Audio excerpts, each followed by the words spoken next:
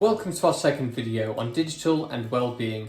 This was co-written with Chris Elias from Parago. As we saw in our previous video, there are definitely pros and cons to using technology, but it's all about balance. Over the past year or 18 months, there's been a significant increase in certain technologies being used. Let's use Zoom as an example. In December 2019, Zoom had around about 10 million users.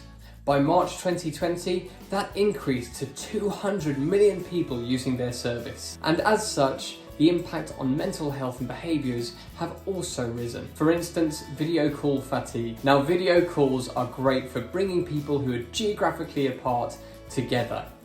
It's also helped us with social distancing over the past year.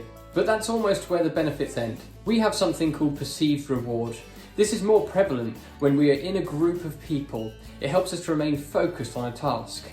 But when we're on video meetings, the perceived reward is taken down significantly to a point where it makes it very difficult for us to focus. Video calls also subconsciously mean we trust people less. The lack of eye contact and the slow communication actually makes us feel like we can't trust the people that we're on the call with. Body language takes up around 55% of all of our communication. When that's taken away, the extra 45% have to work very hard, such as on video calls. So you feel more tired because you're working harder, you don't even know it. The people on the call are also feeling the same thing, they have the same effects. So everyone on the call is kind of in the same boat. There's also something we mentioned earlier, the always on culture. Well, whether you work from home or you work from a workplace like a retail environment or an office, chances are you either have access to your phone and emails when you're away from work, or when you work from home, you don't really have a switch off time.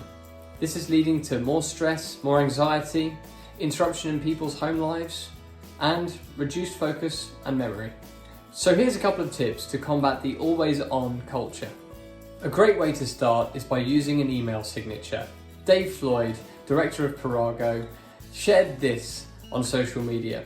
The signature, sometimes showing that he may answer emails outside of work hours, but not to feel obliged to do so yourself, is great in giving other people permission to put their own work-life balance first. Remember that he's actually a director as well, so putting this on there is a really great statement for the rest of the people that work with him. Secondly, log off to switch off. A case study found that 23% of people never switch off their computer. And if your computer is still on after you've technically logged off from work, you're much more likely to go back and carry on working later in the day. It's Parkinson's law. Work expands to fill the time allotted. Chris Elias from Parago shared with me recently that his last business liked the idea of log off to switch off so much that they had some screensavers there that would actually show up for the employees so they would remember to turn off their computer at the end of the day. So there's 2 tips on ways that you can put your well-being first. Join us next week where we'll be going through a few more tips on digital and well-being. Thanks for watching. If we don't speak before, I'll see you next time. Take care.